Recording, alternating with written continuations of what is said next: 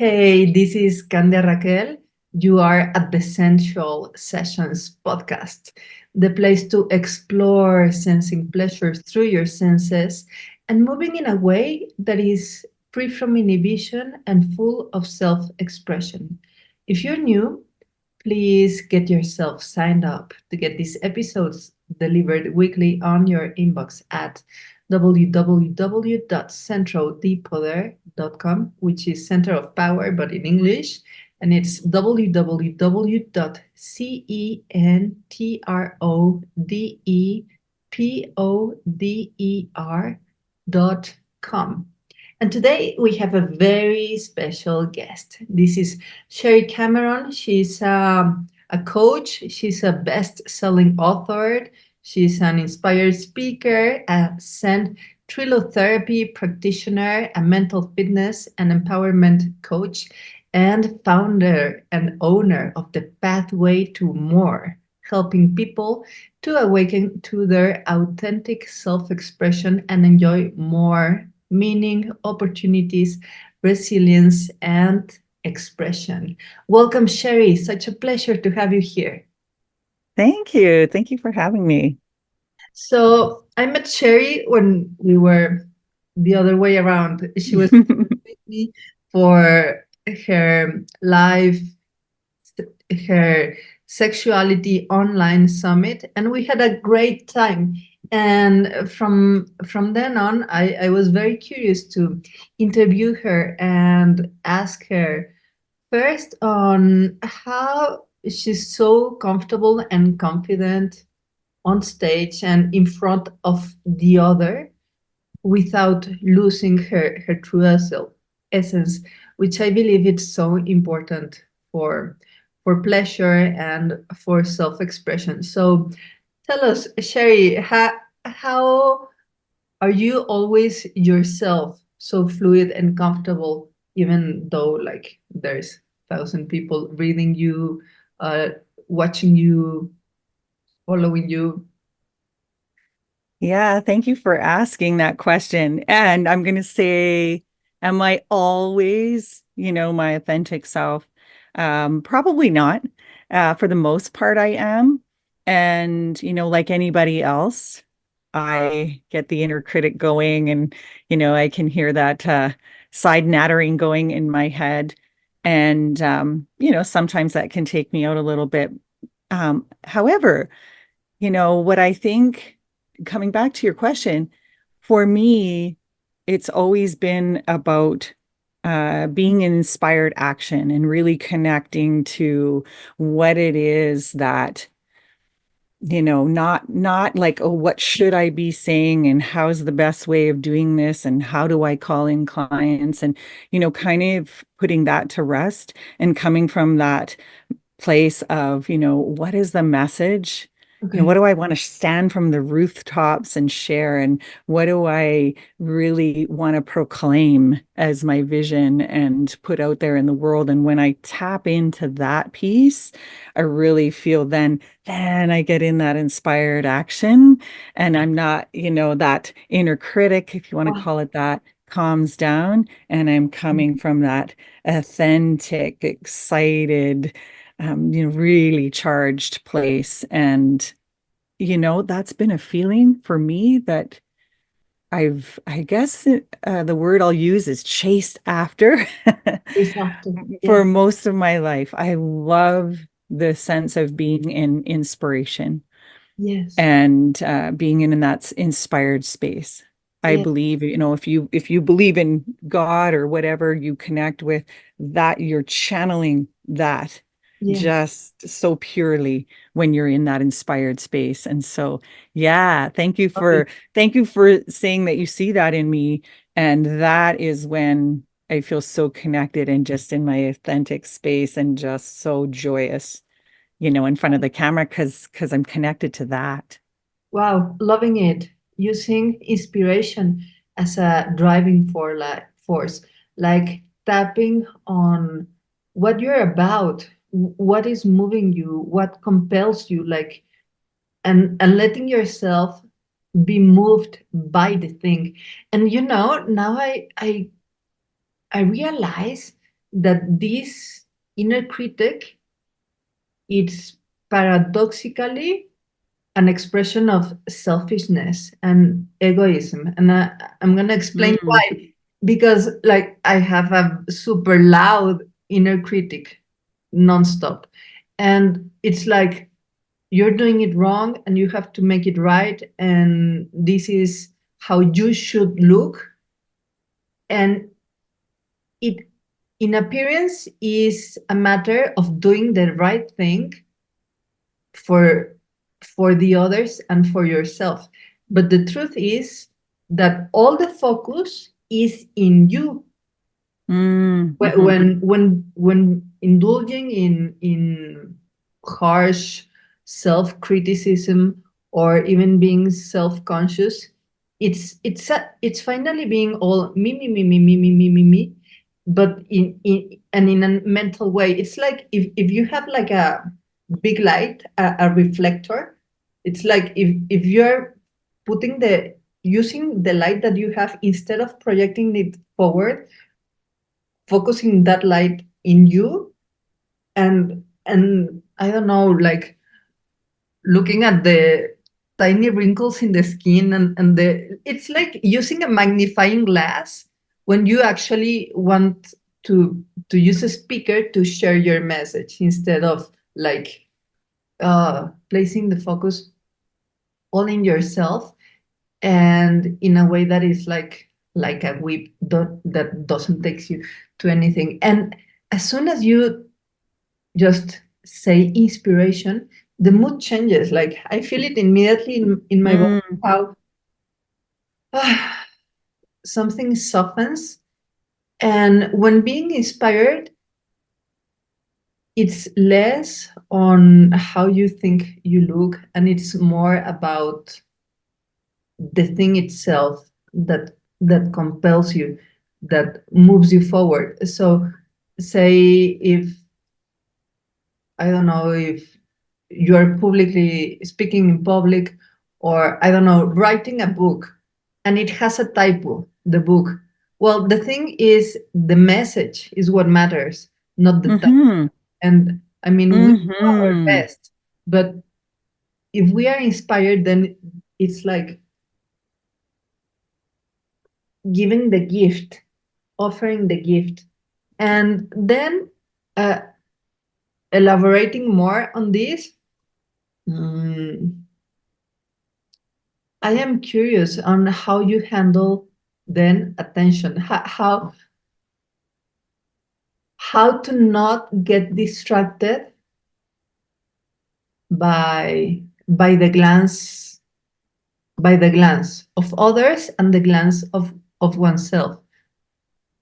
An example, uh, I talk with myself all the time when I am alone, and when I am talking, say now in the podcast, it's very different if I look at the camera.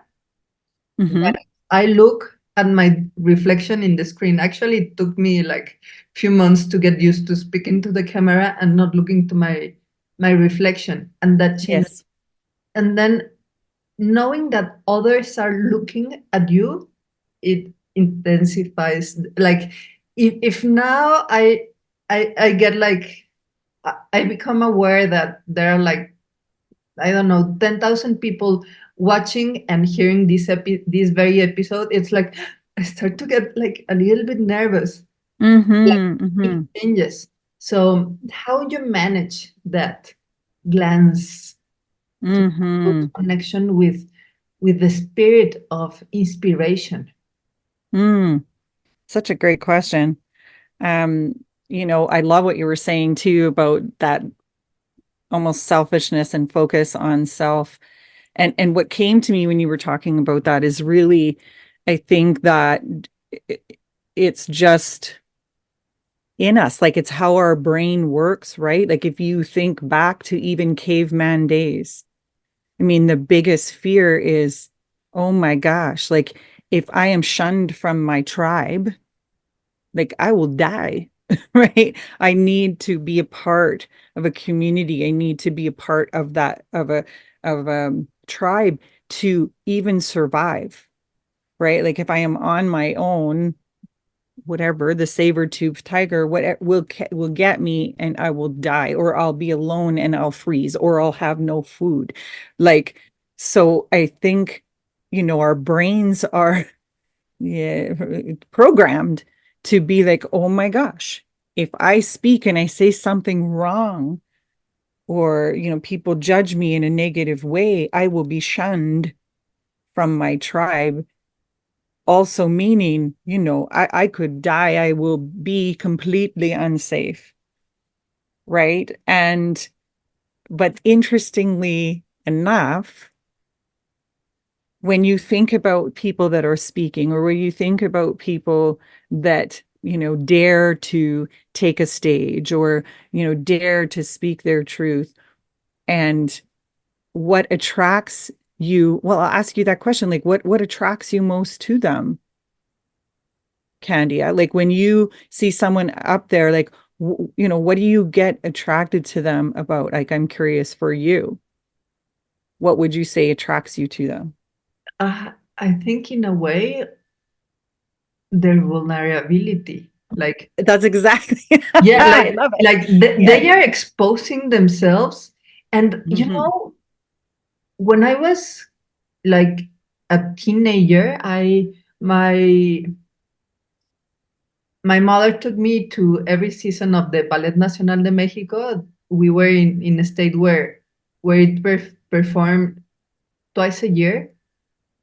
And I also got to take some of the classes because the company trained like close to my house. And I was always surprised that there were dancers that they were not typically beautiful or good looking, and they were like even somehow unappealing. Like they they God. they Hmm. weren't born with the best faces, just to say Hmm. in a Hmm. certain way, Hmm. but they had a known ownership of themselves. Like they had Mm. such an experience in being who they were, that apparent unattractiveness became actually the irresistible trait of charisma. Hmm. And like Hmm. I saw them. Of course, they were super beautiful physically, and the face and everything. Like, oh, this is a sculpture. But at the moment of being on stage, like the apparently unattractive face was as enticing as the prettiest face, or actually even more, because there was like something unique and contradictory. Like, okay, this is not an average kind of beauty, but I can really see the essence of this person fully owning herself or himself, and it became so juicy and so interesting, which seems Hmm. paradoxically, because being on stage is a position of power, but it's also a position of being vulnerable. But Hmm. it's not weak, because like, I mean, if you're on stage, you're visible, you're exposed, it's easier to get hit by a tomato if someone wants to hit a tomato to you. But Hmm. what happens is the other way around, and I cannot understand it. Now that I am aware of it, I don't understand what's going on, but maybe you do.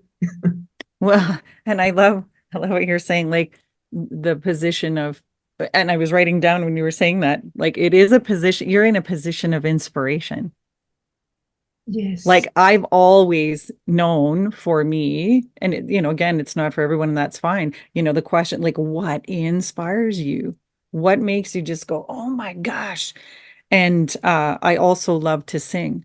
And I can remember, being on the other side and watching someone, sing and emote their expression of a song, and just being like, oh my gosh, like I think that, it wasn't about the I know everything and I want to stand on a stage and share it, or, I sing better than that person and I want to be on a stage. It's like I want to express. Yes. And it's not an ego thing. I knew that somehow that there was a message or something like I was meant to express. And so, and maybe it's because I would sit in an audience and be so inspired by people and then somehow knew um that oh, I'm meant to inspire too. And again, there could be some ego in that, but it's removing the ego piece. And it's like I believe like inspired people inspire people. Yes. Well, Yes. but it's true, right? Yes. Inspired people inspire people.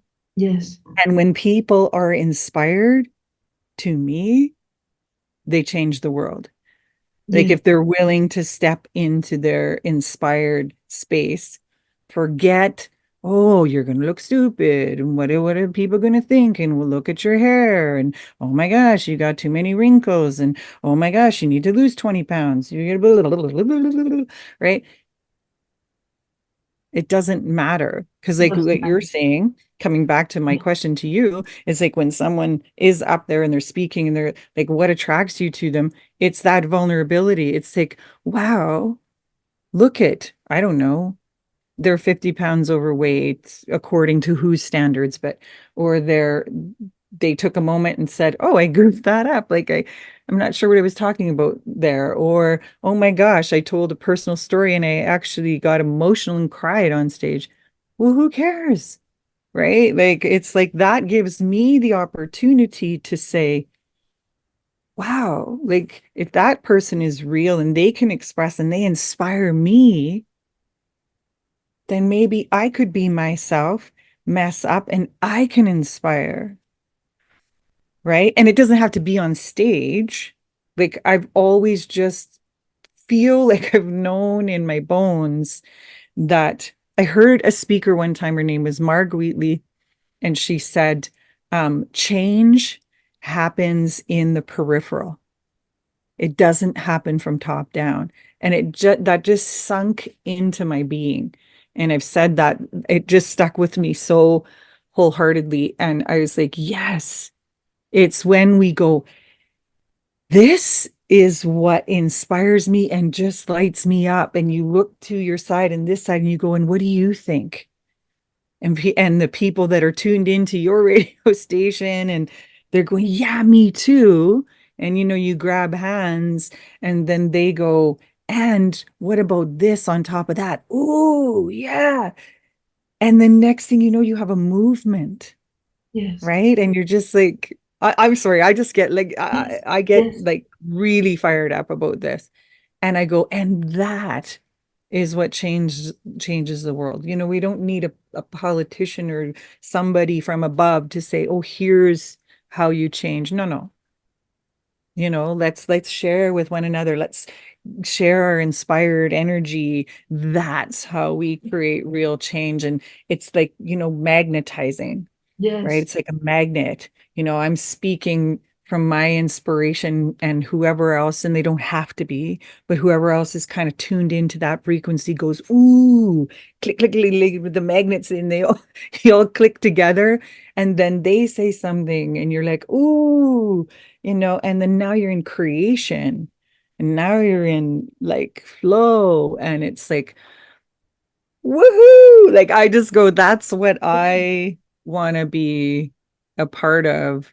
That's what coming back to what I was saying originally, like that's what I've kind of just chase that Yes. feeling of that. Because I Inspiration. think we forget who we are. We forget that connection to that. And we get caught, all of us, we're human beings, we get caught in what um the society says we're supposed to do, or like all of that stuff that isn't here's how you're supposed to look, here's how you're supposed to say, here's how you're supposed to dress. And then, like I said, when we get into that space, we just forget all that. Yeah, And yeah. it's like, and then connecting to one another and woohoo. So I kind of went off on a tangent there, but No, um, wonderful, because I feel that inspiration connects us to our tribal heart, the yeah. very tribal context that in one aspect we are like from our ancestry afraid to be expelled from. Like if you get kicked out of the tribe, like for certain you die. Like even now in society you cannot fully be an outsider, or maybe you can live off the grid, but you cannot make meaningful change out of the grid. You need to be in connection, and it doesn't Hmm. mean that you have to be on a position of superiority or hierarchy on this top down approach, but actually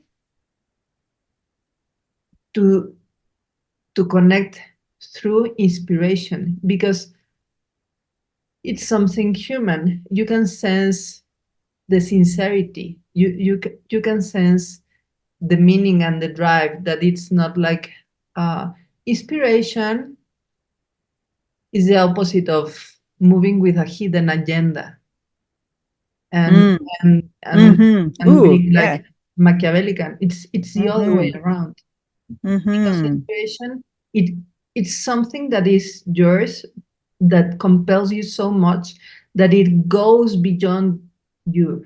And from Yeah. the very word inspiration, that comes from the Latin root inspirare, which is inspire. So it's like being enlivened by the spirit of inspiration. It's like bringing the spirit into you, welcome. Hmm. And when you're inspired, it's like you are inhaled by this brimming life force.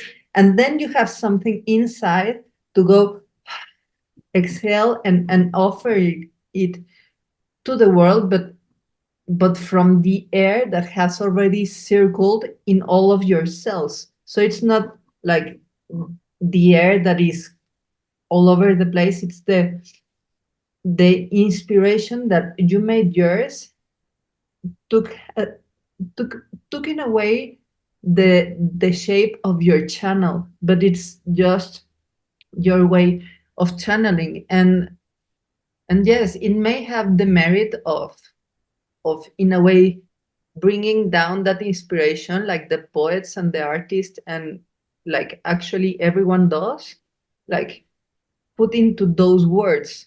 But even like Bob Dylan said that he had like a, a sprint of great composition that in no time in his life, no matter what he did, he could replicate.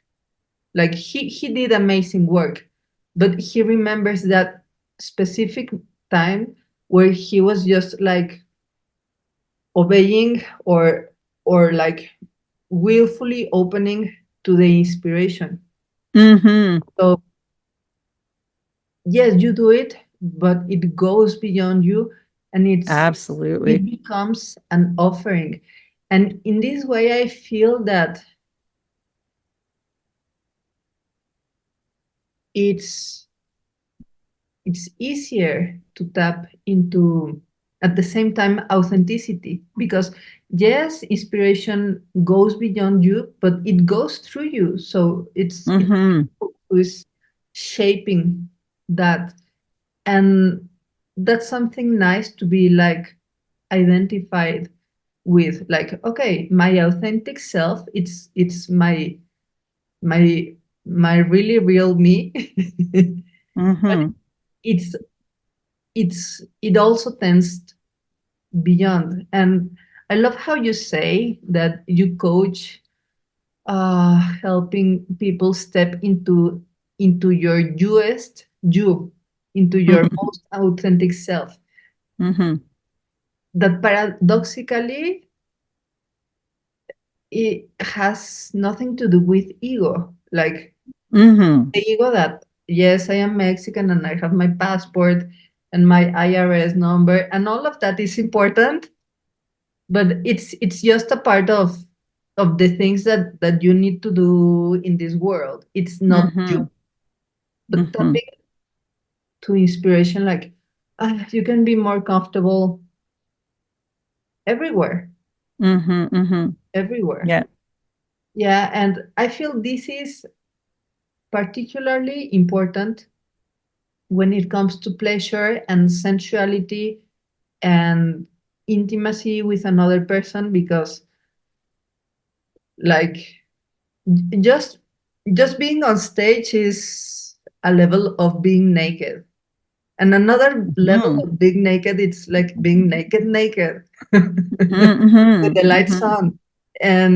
And then it's like that self-critic and self-consciousness gets triggered like by 1,000 with, oh, my micro wrinkle, my cellulite, and my love handle that it's getting bigger now is in Christmas.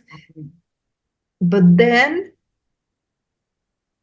if you get a hold on of inspiration, that you cannot hold it, but if like you open the channel for inspiration and authenticity, then chances are that the sensual encounter will have this juicy component that we mentioned, being vulnerability. Mm-hmm. So, Mm-hmm. like a vulnerable ability. Mm-hmm. Mm-hmm.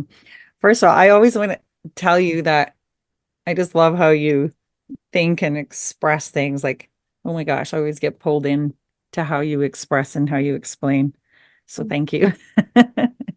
Um, and I love what you were saying about when we're in that inspiration, the expression moves through us. And I was thinking about it like, let's use love, right? So, when we're in that inspired energy, like, yes, that the love is moving through us. And then there's that whole authentic piece of just like uniquely, like, love may be channeling through you, love may be channeling through me. And just, that my own authentic expression of it um is just slightly different, or like the core of it is the same, right? Like when I'm right into that expression of love and I'm plugged into that and I'm connected to that. But my way of emoting or, expressing it would be, slightly different or totally different or whatever than you. And to me, then it's like those different unique pieces, like that's how we just create even bigger love, right? So it's and I love how you brought up the sensuality and the nudity. And I was thinking back to this whole talk about vulnerability and inspiration. And remember being in my 20s, and I saw this play advertised that was about a beach where it's called Wreck Beach. I think it's outside of Vancouver, Canada. And it was a true story of a woman who had gone missing, and they were looking for this woman, and this play was based around this story of this woman that had gone missing from Wreck Beach. But it was an all nude play, right? And I'm in my 20s. you know let's go to the nude play and like laugh and watch and see people nude. And what I didn't expect was to just walk out of there. I felt like I could do anything when I left that play. Like, it had almost nothing to do with the story, nothing to do with, but it was that whole piece of people stood on the stage, acted out a beautiful play, completely in the nude, with imperfect bodies, and put on a beautiful performance. They didn't care about their breast size, waist size, butt size, penis size, whatever. They didn't care. And they put on a beautiful play.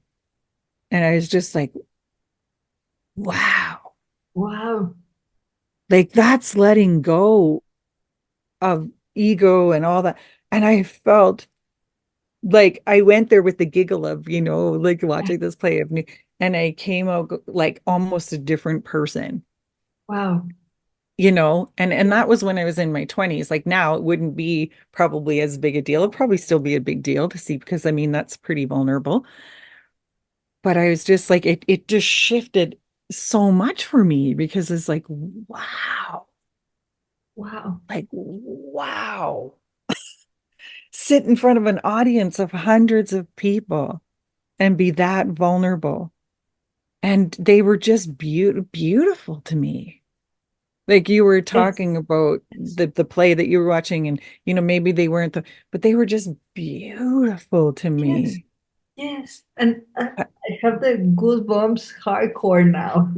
yeah, it's like wow, because like again, and aesthetically, would we say that, would society go, okay, that person in play is like aesthetically gorgeous and that's what we put as the standard of gorgeous? No, No.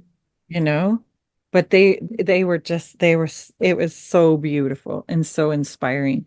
So I always remembered that and felt so inspired by that. And so yeah, coming back to your point about sensuality. And you really touched me when I had you opening up on our sensuality summit, and just really tapping us into that whole expression of body, and how your body wants to move, and forgetting about like what does it look like when it's moving, or what does somebody else think of how it's moving, and just being in the where does my body, Yes. how does it want to move, Yes. sensually, for my own pleasure. Like it's just like, whoa, like opening us into the sensuality summit with that thought in mind. Like I was just like, that was so inspiring to me, because we don't speak for myself. I don't, but I think many of us just don't think in that way, hardly ever. Hardly ever. Yeah, Hardly ever. are immersed in this objectifying culture, and we end up objectifying ourselves. And like, for example, Elon Musk is worth I don't know how many billions, and this Steve Jobs, he was worth like 50 million when he was 20, or and like no, a person has an invaluable worth, and we all, poor, rich, beautiful, ugly, overweight, underweight, we are all worth in an equivalent. But we are like framed, and we comply to this like objectification of the self Mm, that is run through this self-punishing, self-criticizing discourse. And and it's ridiculous because we are naked but with clothes on. Like we are who we are already, no matter what. And with I really got a sense of your experience at that play,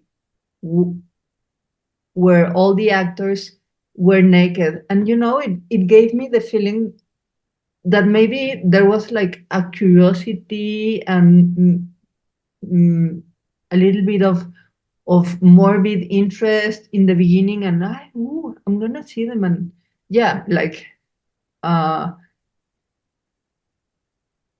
I get it. And we that's why in every airport there are like these people magazines to get into the gossip of the lives of people. But I got a sense that maybe after 5 minutes, 10 minutes, then this nudity became like normalized, became like okay, this is people living people just with no clothes on. And after you saw the butts of everyone, the breasts, the penises, the legs, the proportions, like okay, you got enough feast for your eyes, and there's no more like when people has clothes on, like we want to see with x-rays like how do they look without clothes. And if they don't have clothes, well, there's no more mystery.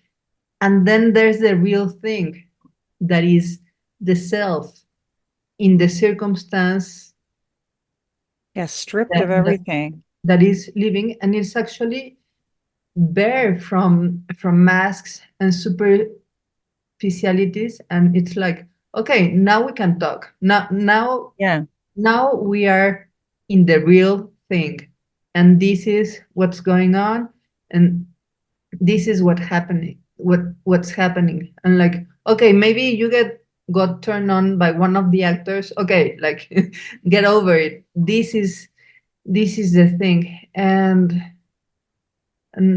now I even get a sense of how ridiculous is like this censorship of the body, because here we are like recording with our naked faces and our naked hands. So like what is the criteria then? Like okay, Hmm. one part can be naked and another part has to be covered, but at the end like it's all the same. And this feels like so relieving. Hmm. So relieving and so liberating for authentically being your US you, Hmm. whereas in front of 1,000 people here on YouTube, or at an event, or talking in front of a classroom, or talking in front of your beloved, or looking at yourself in the mirror, because then the glance is not a canceling force of your authentic experience of yourself, Hmm. or the authentic expression of yourself. It's just a matter of angling and position. Like, okay, now the sun is coming, it's around here because it's close to be noon. And this is my position. Like, but I am seen from this angle. But it's only that, and I can change the angle, but that won't change my sense of self, which is at the core of authenticity. And I believe now that this is also at the core of trust, that is the very Mm. glue of human relationships. Trust is is what connects us in a tribal heart. And this can only happen when we are authentic, and when we are expressing ourselves in an inspired way. Like these naked people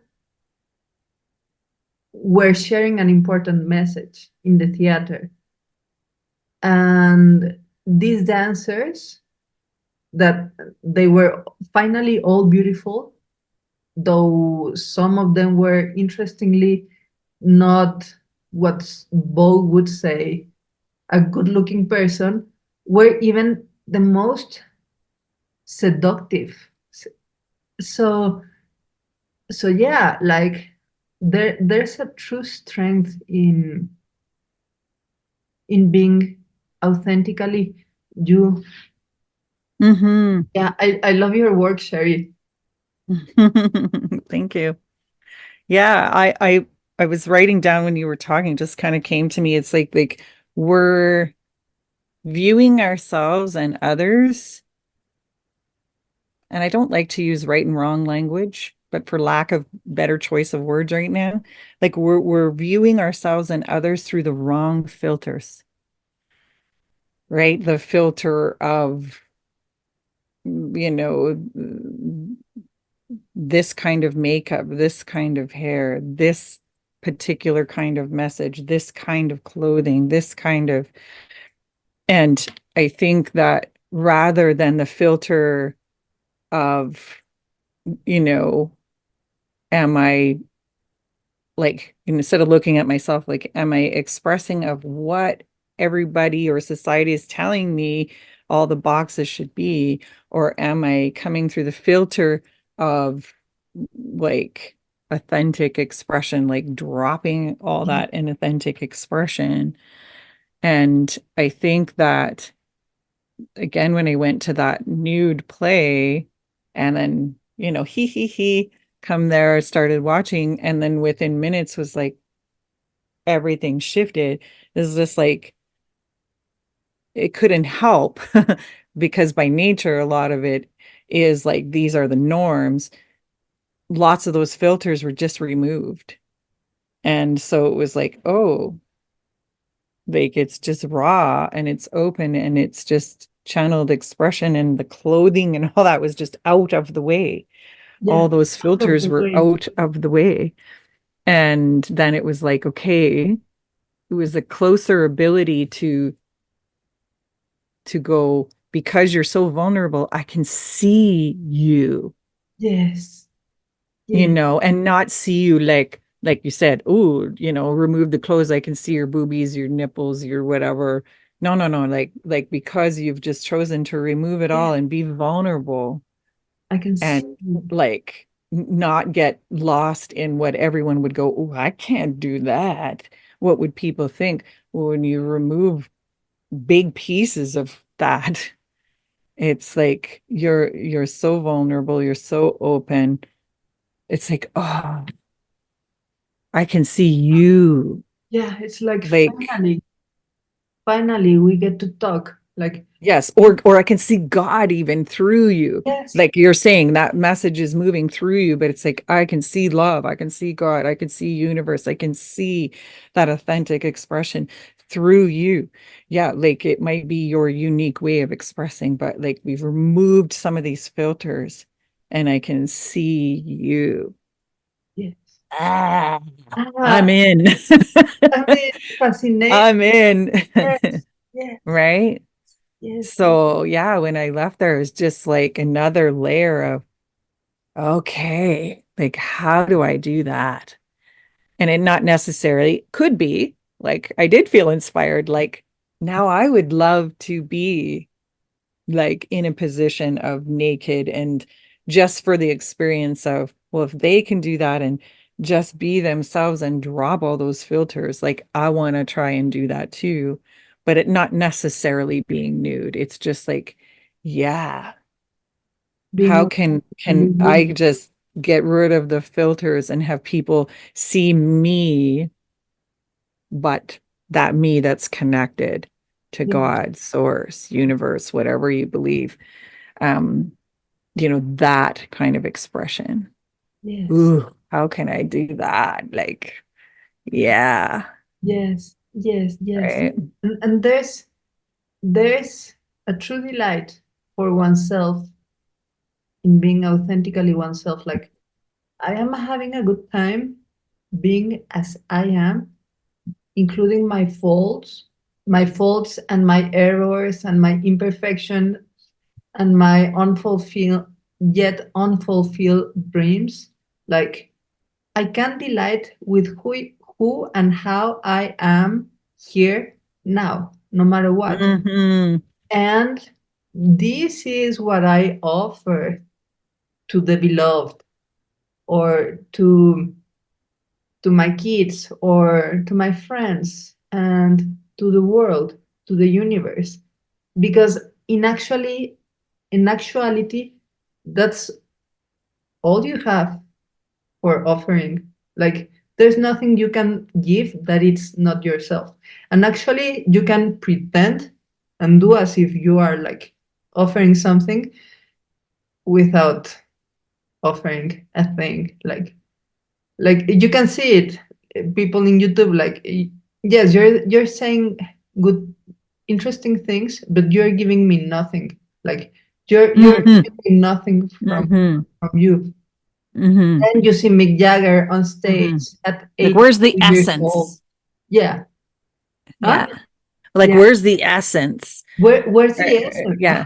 Not like something memorized out of a book or something. Like we want the juice. We Hmm. want the marrow to make our broth. Hmm. Hmm. Yes, Sherry. It's so juicy. It's so Like, juicy. it's so juicy. It's so attractive. It's so sensual. It's so sexy. It's so whatever. Like, Yeah. it's so, and it and again, it's void of all, like, it has to look Preconceptions. this way, or the filters, or the, like, it's so Raw, attractive, right? raw, attractive, and juicy.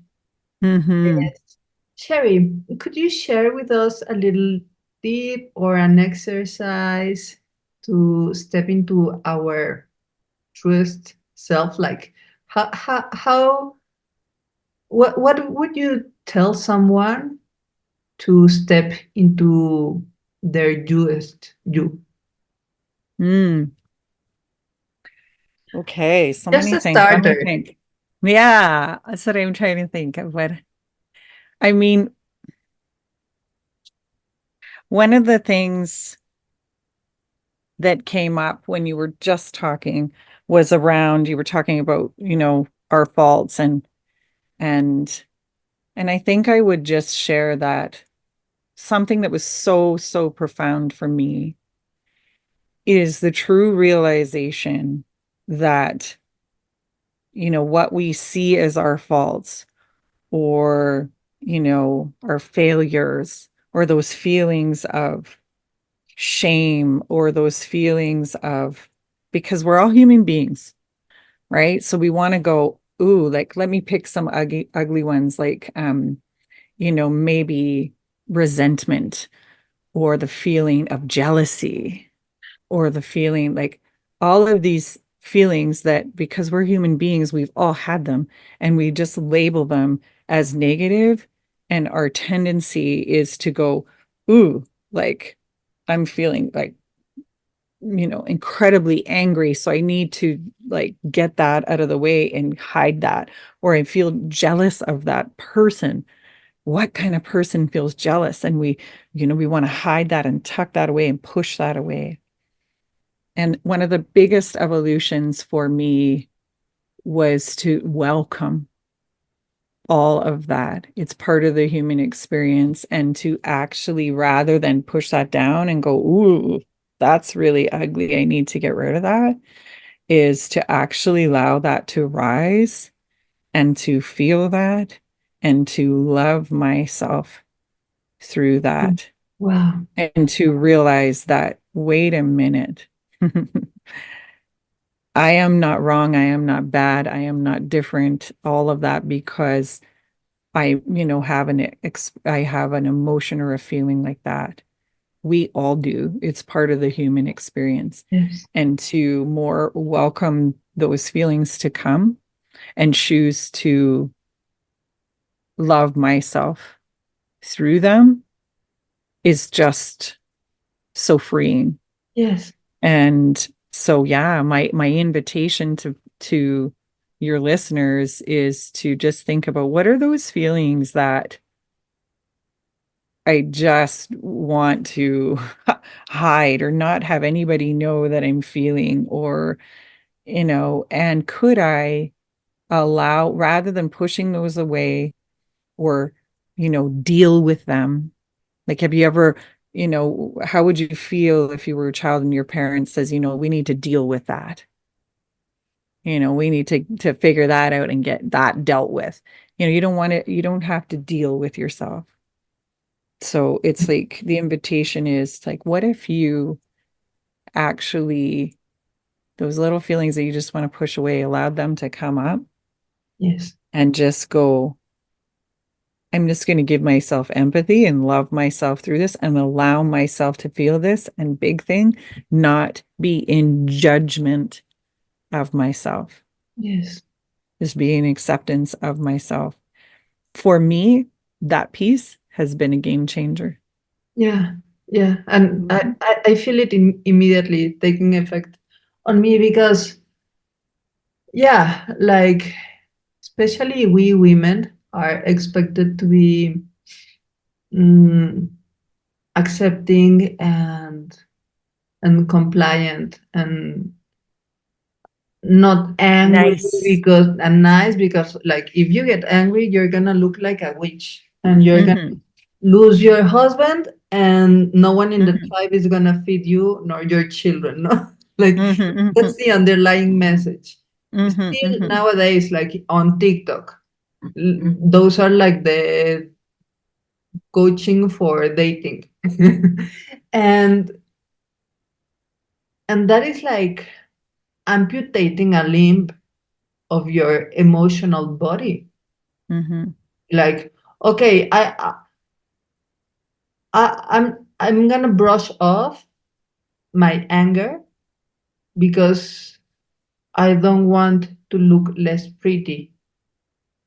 And that's Hmm. like, okay, you're chopping off one of your two arms of your emotional body because like one half is for the positive emotions and the other half of the body is for the other aspect of reality that is night and day. And resentment or jealousy, and it's like, okay, it's not even about mm,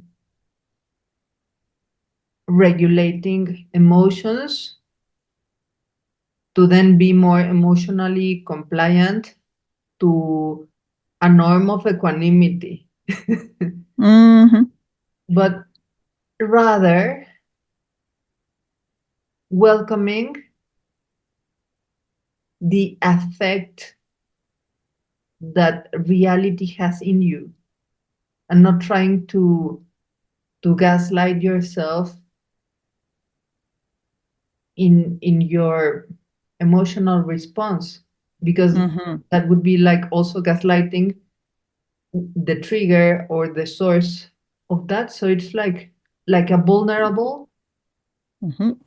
contact with reality, with your Hmm. with the real reality outside through your emotional reality. And most importantly, I feel a huge liberation. I am so happy that I am not crying, but if I was a little bit less happy from talking to you, like I would definitely cry at this realization. So it is that when you allow the so-called negative emotions or emotions that you would judge yourself or criticize yourself for having, such a resentment, anger, jealousy, what you're actually doing is embracing the whole of yourself, and you're loving yourself with no conditions, Hmm.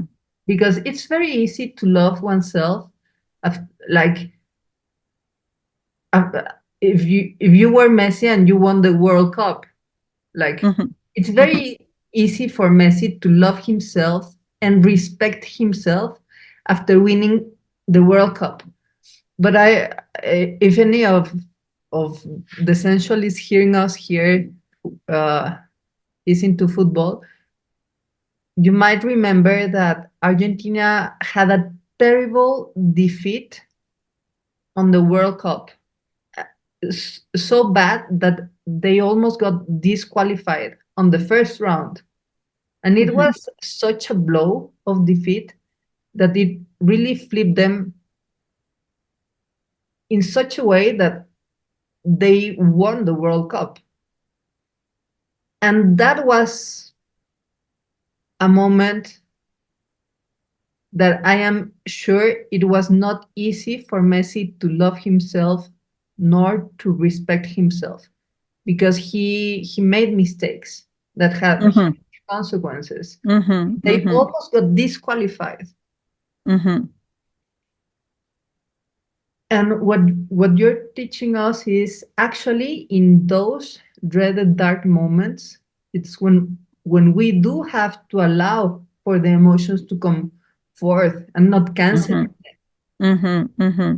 So Yeah. then you know that you have your back, loving yourself no matter what, no matter, Mm-hmm. no Mm-hmm. matter what. And that sets you on a ground of authenticity and not shutting yourself down and Mm-hmm. being vulnerable enough to try again. Yeah. And maybe even win the World Cup if you're into accomplishment. Yeah. Well, I mean, and when I'm hearing you say that, I'm going, can I love myself through winning the World Cup? Hell yeah. Can I love myself when I'm in shame through the shame of, I don't know, yelling at my children? A lot of people go, That's a no, tough one. like that's bad. It's like, and shame, that's that bottom of the barrel kind of emotion. And can I love myself through that? Am I the first person who's, and insert whatever the thing is. Can I love myself through the shame? Can I forgive myself through that?